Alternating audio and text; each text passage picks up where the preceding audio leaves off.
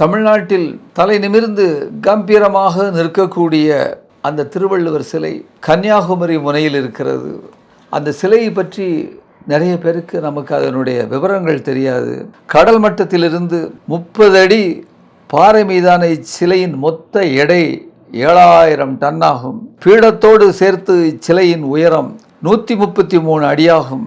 பீடத்துடைய உயரம் அறத்துப்பால் அதிகாரங்களை மனதில் கொண்டு 38 அடியும், பொருள்பால் காமத்துப்பால் ஆகிய 2 அதிகாரங்களின் அடிப்படையில் 95 அடி உயரமுமாக மொத்தம் 133 அதிகாரங்களை குறிக்கின்ற வகையிலே 133 அடி உயரத்தில் இந்த சிலை உருவாக்கப்பட்டது.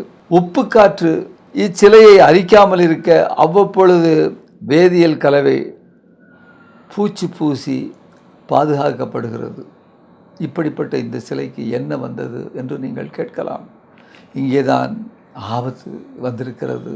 இந்த சிலைக்கு சிலையின் 130 அடி உள்ளீடற்று அமைக்கப்பட்டு இருப்பதால் கடுமையான கடல் காற்றும் சிலையை பாதிக்காதபடி தொழில்நுட்பத்துடன் அமைக்கப்பட்டுள்ளது. 2004ஆம் ஆண்டில் மிக கடுமையாக சுனாமி கன்னியாகுமரியை தாக்கிய பொழுது இச்சிலையை ஒன்றுமே செய்ய முடியவில்லை என்பது மிக மிக முக்கிய செய்தி. அமெரிக்காவில் உள்ள அந்த லிபர்ட்டி ஸ்டாச்சு சுதந்திர தேவியினுடைய சிலைக்கு ஈடாக இது இங்கு பார்க்கப்படுகிறது.